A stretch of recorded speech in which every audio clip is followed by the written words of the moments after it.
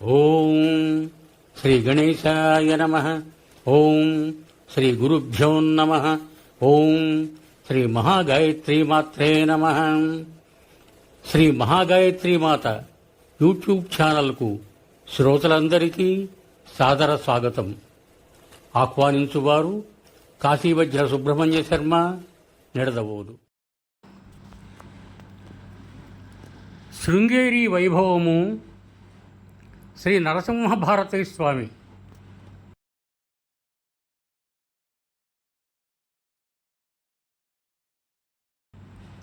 శ్రీ శంకర భగవత్పాదాచార్యులు దేశం నలుమూలలా వ్యాపించిన చతురామ్నాయ పీఠాలలో శృంగేరిలోని దక్షిణామ్నాయ శ్రీ శారదాపీఠం అవిచ్ఛిన్న గురుపరంపరా ప్రాప్తమై అలరారుతున్నది.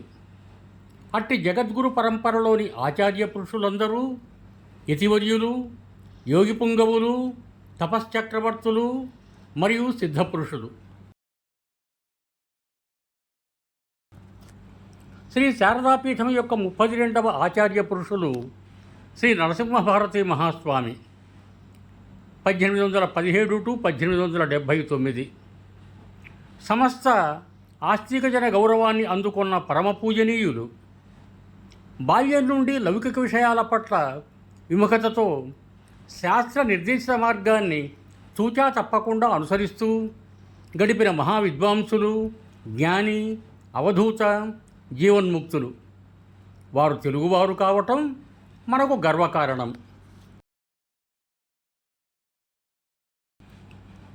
ఇప్పటికి చాలా కాలం కిందట శృంగేరి మఠమందు పీఠాధిపతులుగా నుండిన నరసింహభారతీ స్వాముల వారిని మన భరతఖండవాసులు అనేకులు ఎరింగి ఉండవచ్చును. వీరు శృంగేరి స్థలమునందే పుట్టినవారు. 20వ సంవత్సరమునకు మునిపే పాదచారిగా 2 మారులు కాశీ మొదలైన దివ్యక్షేత్రముల యాత్రలు చేశారు. ఈ మహాపురుషునికి 20వ ఏట శాలివాహన శకము తురియాశ్రమ ప్రాప్తి అభినవ సచ్చిదానంద భారతీ స్వాముల వారి వలన ఈశ్వరనామ సంవత్సరం నందు 1817వ సంవత్సరంలో అయింది. ఈ గురువులు 62 సంవత్సరముల కాలము శృంగేరి వ్యాఖ్యాన సింహాసనాధిపతులుగా ఉండి 82వ ఏట బ్రాహ్మీభావం చెందారు. వీరి చరిత్ర అత్యాశ్చర్యకరమైనది. ఈ నరసింహభారతీ స్వాముల వారికి సన్యాస దీక్ష ఇవ్వబడిన 6వ నాడే వీరి గురువుల వారు విదేహ కైవల్యం చెందారు. ఆశ్రమ సాంప్రదాయములను, సంస్థానపు సాంప్రదాయములను తెలుసుకొనుటకు వీరికి అవకాశం లేకుండెను. ఇట్టి సందర్భమునందు స్వయముగా సంస్థాన భారమును వహించి యోగ్యులకు ఇతరుల వలన ఆశ్రమ సాంప్రదాయములనంతయూ లెస్సగా ఎరింగి తమ గురువుల వారి కాలమున వారి వద్ద నుండిన ఆస్థాన పద్ధతులను తెలుసుకొని ఉండిన వారి వలన ఏ సమయమునందు ఏ రీతిని నడుచుకొనవచ్చునో ఆయా సమయమున ఆయా రీతిగా సంస్థాన పద్ధతులను వీరు తెలుసుకున్నటయే కాక బయట నుండి కొందరు పండితులను రప్పించి వారికి తగు జీవనాధారములు కల్పించి వారిని తమ చెంత నిలుపుకొని వారి వలన శాస్త్రజ్ఞానమును సంపాదించారు. ఈ స్వాముల వారు విశేషంగా తపస్సు చేసి తపస్సిద్ధి నొందారు. వీరు 40 సంవత్సరములకు ఎక్కువ కాలమును దేశ సంచారమునందే గడిపారు. వీరి స్వభాషయగు తెలుగు, దేశభాషయగు కన్నడము, దేవభాషయగు సంస్కృతము, ఇవి కాక తమిళము, మరాఠీ, హిందూస్థానీ, గుజరాతీ ఈ భాషలందు కూడా చక్కని పరిచయం ఉంది. ఆయా దేశములందు దీర్ఘకాలము సంచారము చేసినందున ఆయా భాషలందరి అతిసూక్ష్మములకు ప్రభేదములన్నీ వీరికి తెలిసి ఉండెను. ఆయా దేశపు జనులతో వీరు సంభాషించినప్పుడు మాటలా ధోరణి ఎందైనను, ఉచ్చారణాది సౌష్ఠములందైనను కొంచెమేనియూ వ్యత్యాసము లేకుండేది. వీరు ఆసేతు హిమాచల మధ్యదేశములందు పెక్కుమారుడు సంచారములు చేసి శిష్యజనులకు వర్ణాశ్రమ ధర్మములను లెస్సగా బోధించుతూ సన్మార్గ ప్రచారమునిచ్చారు. వీరి కాలమందు సేకరింపబడిన దానశాసనములు మొదలగు పూర్వపు పత్రముల వలన హిందూస్థానమందు ప్రసిద్ధులైన పూనా పేష్వా గారు, సింజా హోల్కరు, గాయకవాడ, మైసూరు, అనంతసేనము మొదలగు దేశముల మహారాజులు, రాజులు, జమీందారులు, జాగీర్దారులు వీరి ఎడల మిగుల భక్తి శ్రద్ధలు గలిపి పలు తెరంగుల వీరిని ఆరాధించుచుండినట్లు హైదరాబాదు సంస్థానపు నిజాం వారును విశేషముగా గౌరవించుచుండినట్లును శ్రీవారి ఆజ్ఞాపరిపాలనందు మిక్కిలి ఆసక్తి కలిగి వర్ణాశ్రమాచారాలను పాలించు విషయమున అత్యనుకూలుడై ఉండేవాడు. వీరికి శాప అనుగ్రహ శక్తియు అధికముగా ఉండేది. వీరు 42 సంవత్సరముల కాలము కందమూలాసన వ్రతము గావించారు. ఈ వ్రతమును వీరు తమ 40 ఏట గైకొని నిద్రాహారములు చేయించి ప్రతిదినము 20 గంటల కాలమును మంత్రజపముల చేతను దేవతారాధనల చేతను గడుపుతుండేరు. ఈ కష్టచర్య భారతీయులకు ఒకవేళ ఆశ్చర్యకరము కాకున్నను పాశ్చాత్య జనులు దీనినంతయు ఎంతమాత్రమూ నమ్మబోరు. ఒక సమయమున ఈ విషయం స్పష్టపడింది. 1868 సంవత్సరమున ఈ నరసింహభారతీ స్వాముల వారు సంచార క్రమమున బెంగుళూరుకి విజయం చేశారు. ఆ కాలమున ఈ మైసూరు సంస్థానపు రాజ్యభారము బ్రిటిష్ సర్కారు వారిచే జరిగింపబడుతుండెను. మిస్టర్ బౌరింగ్ దొరగారప్పుడు చీఫ్ కమిషనరుగా నియమింపబడి ఉండిరి. శృంగేరి స్వాముల వారి విషయమున జనుడు చెప్పడి ఆశ్చర్య చర్యలను విని ఈ కమిషనర్ వారికి అద్భుతమును అవిశ్వాసమును కలిగి వాస్తవమును కనుగొనవలయులను ఆసక్తి కలిగెను.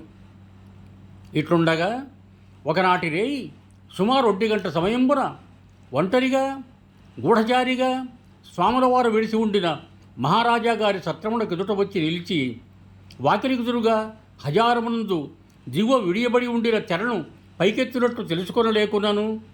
కావలి ఉన్న బ్రాహ్మణ కావలివారితో చెప్పగా వారు వచ్చి ఉన్న వారెవరని పెద్ద మనుషులు వచ్చి ఉన్నారని తెలుసుకొని ఒకచోట పరిజనులకు తెలిపిరి. వారు వాకిటి వద్దకు రాగా సాహెబు గారు వారిని స్వాముల వారు ఏమి చేయుచున్నారని అడిగిరి. అప్పుడు ఆ పరిజనములు శ్రీ స్వాముల వారు పూజ చేయుచున్నారని బదులు చెప్పిరి. అట్లయినచో వారికి తెలియకుండా వేలాడుతున్న ఈ తెరను పైకెత్తురేని దూరమందుండియే స్వాములను దర్శనము చేసుకుని పోయేదమని కమిషనర్ సాహెబ్ గారు వారితో చెప్పిన పరిజనులు అట్టులే తెరను పైకెత్తి పట్టిరి.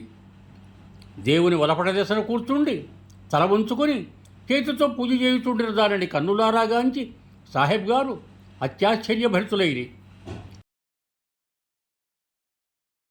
వెంటనే తమ టోపీని తీసి నమ్రభావముతో స్వాముల వారికి సలాము చేసి బయలుదేరి వెళ్ళారు. అది మొదలు మిస్టర్ బౌరింగ్ సాహెబ్ గారు శ్రీ స్వాముల వారి ఎడల విశేష గౌరవ మర్యాదలు కలిగి ఉండేవారు. నృసింహభారతీ స్వామి వారి సంచార కాలమందు గుజరాతీ దేశమందు ఒకనొక గ్రామమునకు శ్రీ స్వాముల వారు దయచేయునట్లు ఆ గ్రామపు మహాజనులకు శ్రీముఖమును పంపారు.